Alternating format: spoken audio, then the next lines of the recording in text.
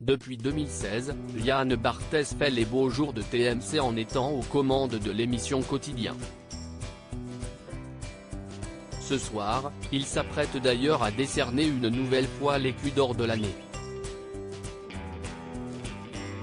Toujours très professionnel, l'animateur de 48 ans n'éprouve aucune difficulté à parler de sa carrière ou de ses projets professionnels futurs. En revanche, il se veut bien plus silencieux sur sa vie privée et son cadre familial. Conscient que certains détails pourraient être déformés ou que ses proches pourraient être exposés, il préfère garder ce pan de sa vie sous clé. Agacé d'être toujours questionné sur son intimité, Yann Barthès n'hésite plus à remballer les médias trop curieux. Interrogé par nos confrères de Télévision Magazine en 2019, le présentateur avait été très clair sur la question de savoir pourquoi il était aussi discret. Parce que ça suffit de donner nos images, nos données personnelles et nos vies entières aux GAFA. Je parle 2 heures par jour à la télé, si est-il déjà pas mal, non ? Expliquait-il alors.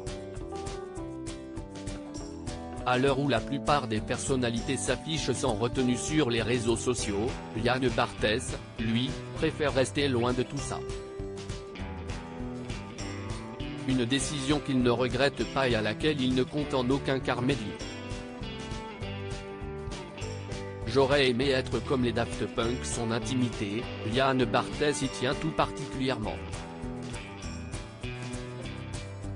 Conscient d'évoluer quotidiennement dans un monde de requins, il met donc un point d'honneur à ne jamais se dévoiler.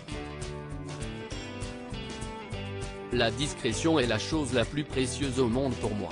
Surtout dans ce métier, qui n'a absolument aucune. J'aurais aimé être comme les Daft Punk.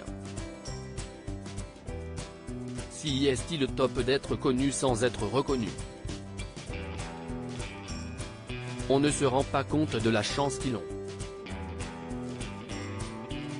A-t-il ensuite ajouté. Seuls les métiers de ses parents sont connus à ce jour.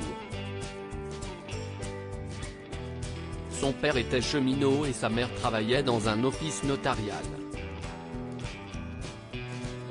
Concernant ses relations amoureuses et sa vie de famille, on ne sait absolument rien.